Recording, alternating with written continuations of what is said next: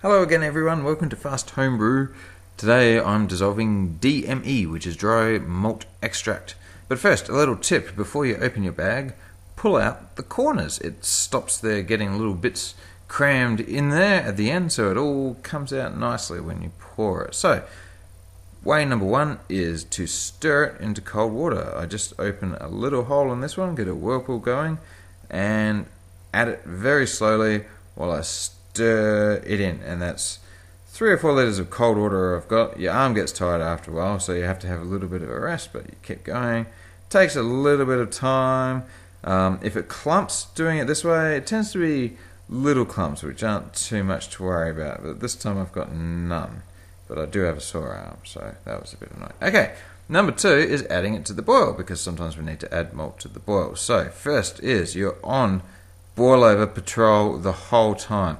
It's very nerve-wracking. This is definitely the most nerve-wracking way of adding malt. You see, I've also got a fork because the steam makes the malt clump. In fact, I need a bit of a bigger hole. So there we go. I'm adding it very slowly on boil over patrol the whole time and digging the little clumps out with a fork as I go.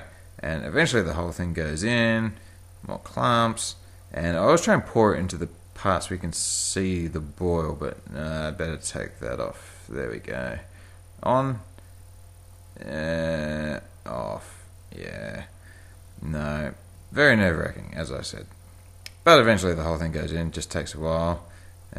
Sometimes you need malt in the boil, so there's no way around it. It's just a very slow, annoying, nerve-wracking process.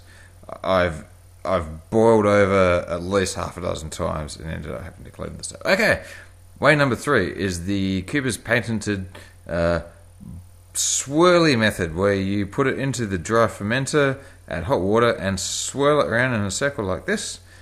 And actually, today's worked pretty well. I often end up with a couple of large clumps doing it this way, but today I've done pretty good, so that's good. And number 4, something I never tried before, is blending it, which was a bit unusual. A lot of room was taken up by the malt, so not much water went in, and so I was a little bit worried.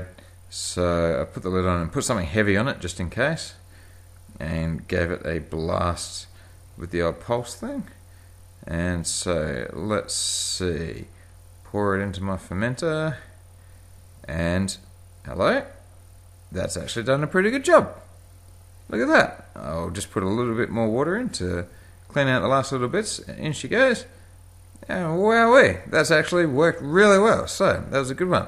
So that's how you dissolve dry malt extract. Why not subscribe? Thank you.